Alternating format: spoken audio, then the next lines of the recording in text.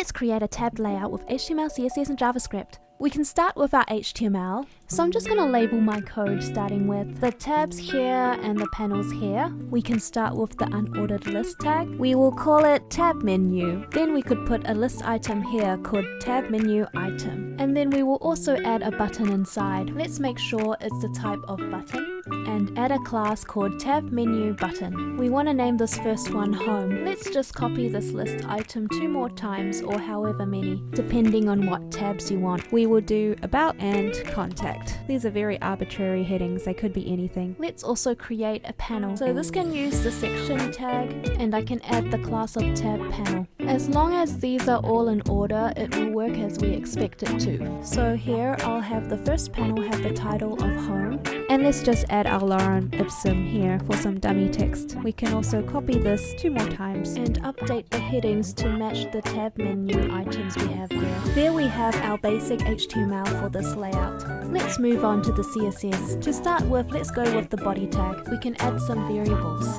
So I would like to have a tab background variable for the inactive tab. I'm gonna go with a light grey, and for the active background I will just make it black. We will also want a variable for the text. Let's go with black for the text, white for the active text. I think we also need a little breathing room around our layout, so I'm adding a padding to the body. We can style the tab menu by using the tab menu selector, and we can reset the styles here. Just going to set the padding and margin to 0, and to make sure there are no bullet points, I'll do that by using list style none. I'll also use display flex to make it all appear next to each other. Nice! Okay, let's style the menu button. Let's set our border to 0, and our background will be using our variables. The tab inactive background will be tab BG. That will make it grey. We can also add some padding so it's not so tight. What about letter spacing? I've also previously imported this font that I want to use. It's a pixelated font, so I'm just going to add that to the body tag.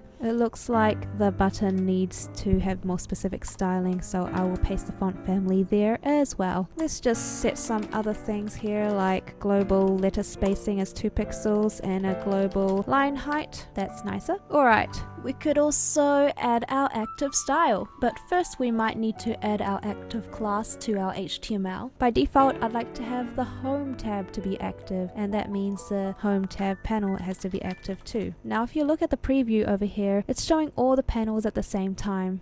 But what we really want is them to show only one when this tab menu item is selected. So home should show home, about should show about, and contact should show contact. That means we may have to make our tab panel not show by default and only show when we have the isActive class on it. Nice. And we want to do the same for the button. Let's just add that text color here on the default button too. Tab text, and then on the isActive class of the button we want to use the active variable instead. Tab text active. Hopefully that will reflect. Actually, this is active class is supposed to go on the button. Nice. And I might want to add a little border in the panel as well. Looks like some padding is needed too. Okay, that's much better. I'm not sure about how this text appears, so I'm just gonna add a class to each of those headings. You can also target H2 if you'd like to as well, but I would rather use a class to edit those. And then we can target the tab panel heading here, and I think I want to make that uppercase. That's a little nicer. Let's just quickly add a cool background, because why not? And I just want to add a white background to the tab panel. Nice. I just want to add a little gap between the tabs and the menu, so let's go 8 pixels. Okay, so now that we have our basic layout set up with HTML and CSS, we can move on to the JavaScript. This is the exciting part. So we're going to use vanilla JavaScript today. I have an iffy here, so it keeps all my code in the scope of the page. I like to use an object to encapsulate all the functionality for one thing. So all the tabs functionality should go in here. I want to target all my buttons. I will use document.querySelectorAll. to target the tab menu buttons. And I'll also do the same for the panels. Along with that, I will add an init function. And I want this to run as soon as the page is loaded, so we'll just run it here now. So what is the functionality we want? If you look in the preview here, I want to be able to click on each tab, and when I click on it, it should show the correct panel. So if we're talking code-wise, so when I click this, I want to remove the class from the active panel and then add it to the current panel. So let's start building it up. I want to loop through all the buttons. Let's do let I equal 0, and then if I is smaller than this button's length, then I is implemented.